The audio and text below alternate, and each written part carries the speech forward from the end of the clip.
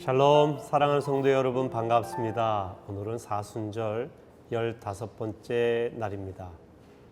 오늘도 파고스에서 여러분과 함께 만납니다. 파고스는 우리 성도님들이 아주 많이 이용하는 곳이죠. 여기서 나온 수익은 저희가 공익을 위해, 선교를 위해 사용합니다. 특별히 자살 예방 캠페인이라든지 사랑의 김장 나눔이라든지 또한 모아 사랑 태교 음악회처럼 저소득층 출산을 앞둔 산모들을 위해, 다문화 가정을 위해서 사용이 됩니다. 그 외에도 다양한 곳에 어려운 분들을 위해서 수익이 사용이 됩니다. 오늘도 말씀 여행을 이 파고스에서 여러분과 함께 떠납니다. 차 한잔 드시면서 함께 하셔도 좋을 것 같습니다. 오늘 성경 본문은 마태복음 24장 1절에서 14절입니다. 성경을 함께 읽겠습니다. 예수께서 성전에서 나와서 가실 때에 제자들이 성전 건물들을 가리켜 보이려고 나오니 대답하여 이르시되 너희가 이 모든 것을 보지 못하느냐? 내가 진실로 너희에게 이르노니 돌 하나도 돌 위에 남지 않고 다 무너뜨려지리라. 예수께서 감난산 위에 앉으셨을 때에 제자들이 조용히 와서 이르되 우리에게 이르소서 어느 때에 이런 일이 있겠사오며 또 주의 임하심과 세상 끝에는 무슨 징조가 있사오리이까? 예수께서 대답하여 이르시되 너희가 사람의 미혹을 받지 않도록 주의하라. 많은 사람이 내 이름으로 와서 이르되 나는 그리스도라 하여 많은 사람을 미혹하리라. 난리와 난리 소문을 듣겠으나 너희는 삼가 두려워하지 말라. 이런 일이 있어야 하되 아직 끝은 아니니라. 민족이 민족을, 나라가 나라를 대적하여 일어나겠고 곳곳에 기근과 지진이 있으리니 이 모든 것은 재난의 시작이니라. 그때 사람들이 너희를 환난에 넘겨주겠으며 너희를 죽이리니 너희가 내 이름 때문에 모든 민족에게 미움을 받으리라. 그때 많은 사람이 실족하게 되어 서로 잡아주고 서로 미워하겠으며 거짓 선자가 많이 일어나 많은 사람을 미혹하겠으며 불법의 성함으로 많은 사람의 사랑이 식어지리라. 그러나 끝까지 견디는 자는 구원을 얻으리라. 이 천국 복음이 모든 민족에게 증언되기 위하여 온 세상에 전파되리니 이제야 끝이 오리라. 오늘은 재난에 대해 경고하시다라고 하는 제목으로 여러분과 함께 말씀 여행을 떠납니다. 바리새인과 논쟁을 끝내신 예수님은 이제 성전에서 나와서 감난산 쪽으로 가셨습니다. 제자들과 함께 가셨는데 그때 제자들이 예수님께 성전 건물을 가리키면서 말합니다. 주님, 저 성전 보십시오. 참으로 대단하지 않습니까? 해가 기우는 오후가 되면 화강암으로 지어진 예루살렘 성전 외벽은 햇빛에 반사되어서 마치 금을 입힌 것처럼 빛났다고 합니다. 그 성전 건물을 보고 제자들이 감탄하며 이야기한 것이죠. 이 예루살렘 성전은 원래 솔로몬 시대에 지어졌습니다. 솔로몬이 성전을 지을 때 성전 내부를 전부 금으로 입혔습니다. 당시 사람들에게 성전은 가장 화려하고 크고 아름다운 건물이었죠. 하지만 이 성전은 바벨론 침략 때에 파괴되고 맙니다. 나중에 포로 생활을 마치고 돌아온 유대인들이 두 번째 성전을 건축하게 되죠. 그때 당시 총독으로 수고했던 사람의 이름을 따서 수룹바벨 성전이라 이름하기도 합니다. 그런데 솔로몬 시대의 성전에 비해서 너무 초라했기 때문에 그 시절에 이 성전에 대한 그리움이 있는 사람들은 제2성전을 지으면서 통곡을 한 것입니다. 너무나 마음이 아파서 말이죠. 주전 20년 이방인으로서 로마에 의해 왕이 된 헤롯 대왕은 유대인의 환심을 사기 위해서 성전 보수 작업을 합니다. 엄청난 규모로 이루어진 성전 보수는 예수님이 활동할 때까지 이어졌습니다. 수십 년 이어진 것이죠.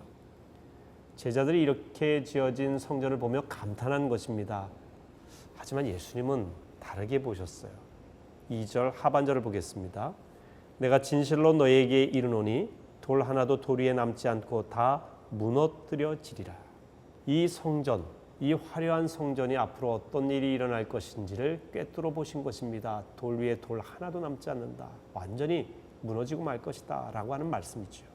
그러니까 성전의 제대로 된 기능이 상실되고 강도의 소굴로 변해버린 성전의 마지막 모습을 예고한 것입니다. 주님이 보시는 것은 늘 중심입니다. 화려한 외양이 아니라 내면입니다. 성전을 보셨던 그 눈으로 우리를 보고 계신 것입니다. 그래서 예수님은 자주 눈이 있는 사람은 보아라, 귀 있는 자는 들어라 이렇게 말씀하시는 겁니다. 마음의 눈으로 꿰뚫어 보라는 것입니다. 영의 귀가 열리기를 바라시는 것이지요. 예수님의 시선으로 보아야만 초라한 모습 속에 감춰진 보화를 볼 수 있습니다. 우연으로 보이는 사건 속에서 하나님의 섭리를 보게 되는 것입니다. 제자들의 질문 또 이어집니다. 3절 하반절입니다. 어느 때에 이런 일이 있겠사오며 또 주의 임하심과 세상 끝에는 무슨 징조가 있사오리까.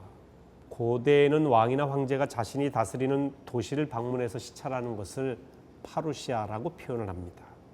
왕의 파루시아 날짜가 정해지면 그 도시는 길도 새롭게 하고요, 건물도 새롭게 하고 모든 것이 새로워집니다. 왕을 맞이하기 위해서 말이죠.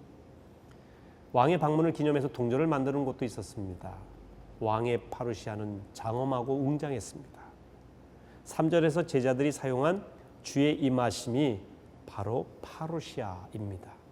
즉 제자들은 예수님이 왕이 되는 날을 이스라엘 회복의 때로 보았던 겁니다. 그때 새로운 역사가 시작되지 않겠는가라고 생각을 하면서 그때가 되면 모든 일이 새로워질 텐데 그때가 어느 때입니까? 근데 예수님은 제자들의 오해를 바로잡아 주십니다. 성전이 돌 하나도 돌 위에 남지 않고 무너지겠지만 그것은 끝이 아니라 진통의 시작일 뿐이라고 하는 말씀입니다.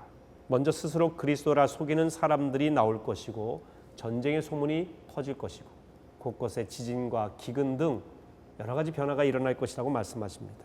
예수님은 세상에 일어날 징조와 사건에 더하여서 믿는 사람들에게 일어날 일들을 예고하십니다. 예수님을 믿는다는 이유로 미움받고 박해당하며 죽임당하는 일까지 생길 것이라고 하셨습니다. 거짓 예언자가 많이 일어나 하나님의 말씀을 혼탁하게 만들 것입니다. 그 결과 믿는 자들이 실족하고 사랑이 식을 것이다 말씀하기도 하셨어요. 사랑은 믿음의 동력입니다. 하나님을 향한 사랑, 믿음의 동역자를 향한 사랑이 식으면 믿음을 지킬 수가 없습니다. 하지만 사랑으로 믿음을 지켜 끝까지 견디면 구원받는다고 했습니다. 끝까지 견디면. 자, 이제 우리 자신을 돌아보도록 하겠습니다. 지금 우리는 코로나19라고 하는 재난의 사막을 건너고 있습니다. 요즘 유난히 재난이 많이 발생하죠. 지진, 전쟁, 기근, 이상기후현상, 화산의 폭발, 전염병 등 열거하기 힘든 재난이 계속됩니다. 어떻게 살아야 될까요? 어려운 시대지만 답은 간단합니다. 사랑하며 살아야 됩니다. 재난의 때엔 사랑이 식고 이기적으로 돌변하기 때문에 사랑이 더욱 절실합니다. 재난은 더 사랑하라고 하는 하나님의 신호입니다.